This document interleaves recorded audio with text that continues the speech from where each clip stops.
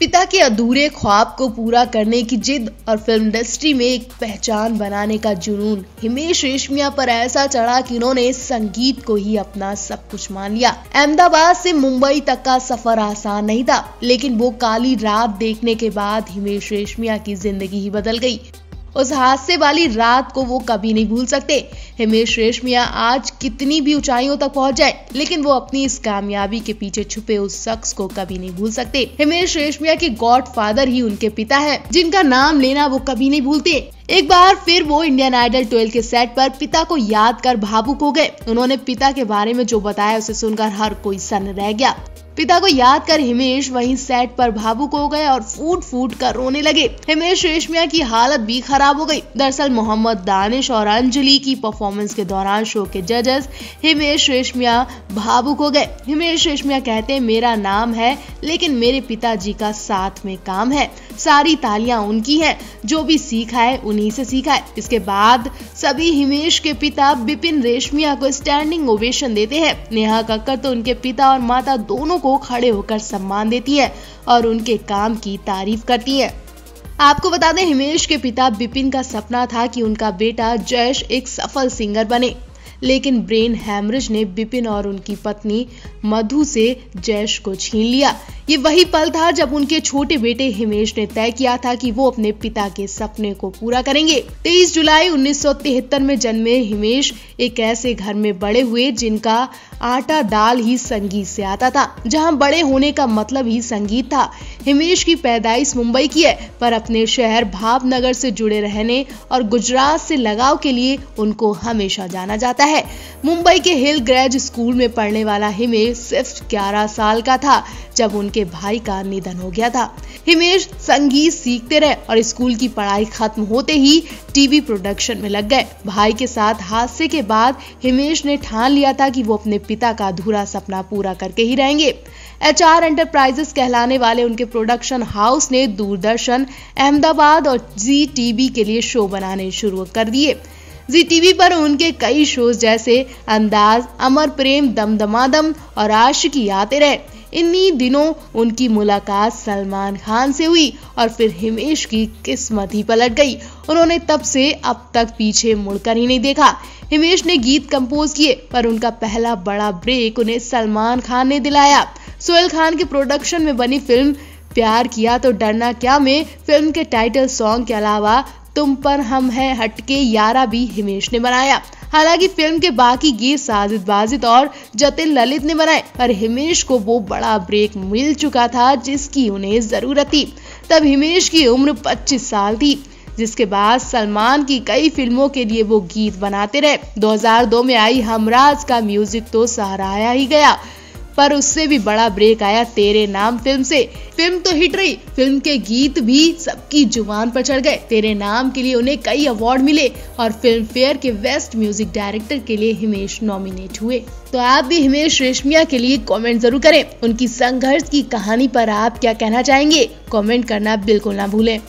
Indian idol 12 कुछ दिनों से काफी चर्चा में है, कंटेस्टेंट से ज्यादा नेहा कक्कर के रोने की वजह से। ऐसे में नेहा के इमोशंस को ड्रामा बताकर शो को बंद करने की बात भी कही जा रही है।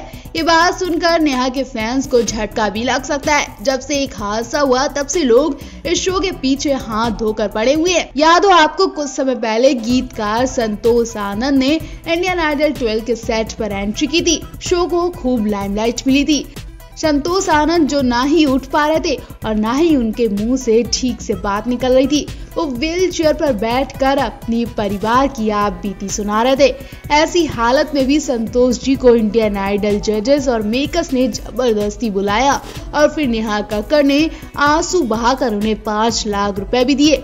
अब भले ही नेहा कक्कर ने दिल से उनकी मदद करनी चाहिए, लेकिन कुछ लोगों ने इस बात का बतंगड़ बना दिया। कोई क्या, उदित नारायण भी नेहा कक्कर को इस बात के लिए टॉन्ट मार चुके हैं। उदित नारायण ने कहा, नेहा तुम लोगों की कहानी सुनकर रोती हो, फिर उन्हें चेक देती हो, मुझे भी दे दो कभी। उदित नारायण ये क्यों नहीं समझते कि जिन लोगों को उस चेक की जरूरत होती है नेहा उन्हें देती है, ना कि उदित नारायण जैसे लोगों को जिनके पास सब कुछ है। कई लोगों ने नेहा का सपोर्ट करते हुए उनके दरिया दिली की तारीफ की, तो कई लोग ऐसे भी निकले जिन्होंने इस बात का मुद्दा बनाकर शो और जज पर तंज कसा। कुछ लोगों का कहना है कि ये शो की टीआरपी के लिए ऐसा ड्रामा किया जा रहा है, लोगों को बुलाया जाता है, लाचार लोगों को बुलाकर उनकी आप बीती कहानी सुनाई जाती है। ऐसे शो को तो बंद कर देना चाहिए। अब आप ही बताइए, क्या कोई पैसों के लिए अपने परिवार की झूठ मनगढ़ कहानी सुनाएगा, दर्दनाक कहानी बना लेगा? क्या नेहा सच में शो की टीआरपी के लिए लोगों की मदद करती हैं? क्या वो झूठ ही रोती हैं? ऐसे तो संतोष आनंद के परिवार की आप बीती पर आप क्या कहेंगे? वो सब भी क्या झूठ था? हर रोज की तरह नेहा इंडियन आइडल 12 की शूटिंग पर गई, लेकिन आज वो उदास होकर लौटी क्योंकि उनके साथ बहुत ही घटिया हरकत की गई। वो किसी से ये बात शेयर भी नहीं कर सकती क्योंकि बात किसी अनजाने की होती तो सब्र भी होता, लेकिन यहाँ तो फैमिली पर्सन जैसे इंसान ने उनकी बेइज्जती कर दी, वो भी सेट पर हजारों लोगों के सामने। एक तरह से नेहा को ड्रामेबाज बोला, जो हर किसी कंटेस्टेंट की बात सुनकर रोने लगती है। जी हाँ, नेहा के रोने पर मजाक बनाया। अब ये तो आप भी जानते होंगे कि नेहा दिल से किसी कंटेस्टेंट के लिए भावुक होती हैं या फिर वो शो की टीआरपी के लिए ड्रामा करती हैं, क्योंकि उनके करीबी शख्स ने तो उन्हें एक तरह से ड्रामा बता दिया। जी हम बात सिंगर उदित नारायण की करें, जिन्होंने नेहा की फीलिंग्स का भरे सेट पर मजाक बना दिया। उदित नारायण की इस बात पर विवाद भी हो सकता है। हम आपको बताते हैं उदित नारायण ने नेहा से क्या कहा जिससे विवाद होना तय बताया जा रहा है। दरअसल शो में अनु मलिक, उदित नारायण और समीर गेस्ट बनकर आए। इसी दौरान शो के कंटेस्टेंट ने 90 के दशक के गानों पर कमाल की परफॉर्मेंस दी। इस बीच उदित नारायण भी आशीष कुलकर्णी नाम के कंटेस्टेंट की परफॉर्मेंस से बहुत ज्यादा खुश हो गए और वो भी सेट पर गाने चले गए। इस बीच उदित नारायण ने बड़ी बात कह दी। यकीनन उदित नारायण की इस बात से रोहनप्रीत को भी हर्ट हुआ होगा, क्योंकि नेहा दिल से अपने कंटेस्टेंट के लिए मदद करती है, ना कि दिखावा करती है। उदित नारायण ने कहा, नेहू जी, हर शो में आपने आंख से आंसू बहाकर इमोशनल होकर हर आदमी को चेक दिया है, लेकिन आपकी तरफ से मुझे आज तक कोई चेक नहीं मिला। इसके बाद सब हंसने लगते हैं। इस पर शो के जज विशाल ददलानी कहते हैं, 3 एपिसोड से बोले जा रहा हूँ कि नेहा पूरी दुनिया को पैसा देती हो, लेकिन मुझे कभी नहीं देती। इस पर उदित कहते हैं, मैं इसका इंतजार करता रहूंगा। कहीं ना कहीं उदित नारायण का ये इशारा शो में लोगों को बुलाकर मदद करने की ओर था। इस बार के सीजन में गीतकार संतोष आनंद को शो में बुलाकर नेहा कक्कड़ ने आंसू बहाए और फिर 5 लाख रुपए देने की मदद की थी। इस पर खासा विवाद भी हुआ था। उदित नारायण ने भले ये बात हंसते हंसते कही हो, लेकिन इस कमेंट के बाद फिर से उसी विवाद को हवा मिल सकती है। वैसे आप नेहा के इमोशंस के बारे में क्या कहना चाहेंगे, कमेंट करके जरूर बताएं।